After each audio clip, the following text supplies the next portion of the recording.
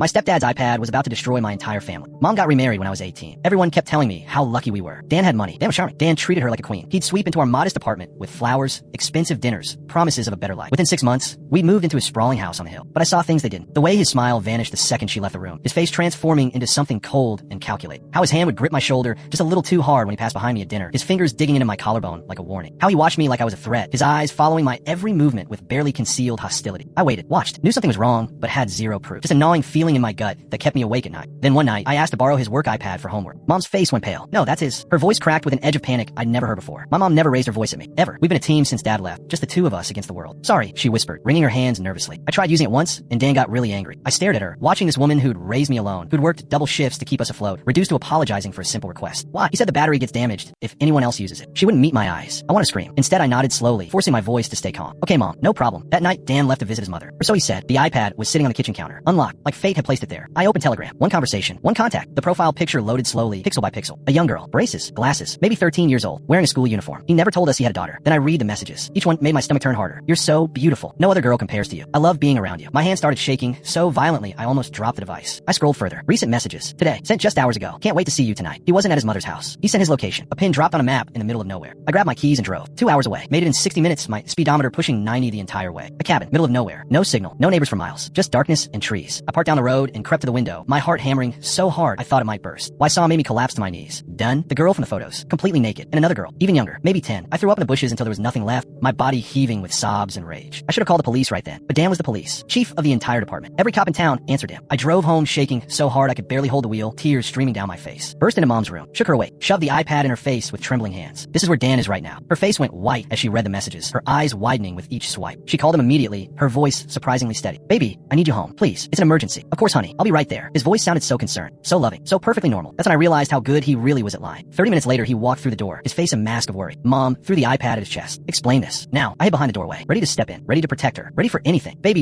it's not what it looks like. His voice was calm, practiced. Here it comes, I thought. The confession, the breakdown, the truth. I have these urges, uncontrollable urges. I'm seeing a therapist about it. Mom sat down on the couch, listening, actually listening to this monster. This is my outlet, to keep you safe, so I don't hurt you. I waited for her to slap him, to scream, to throw him out, to call the real police, the FBI, anyone. Instead, she lunged forward and hugged him. I knew you'd have an explanation. I love you so much. She buried her face in his chest while he kissed her forehead, his eyes meeting mine over her shoulder with a look of pure triumph. And that's when I realized I'd lost my mother forever. Why did next changed everything.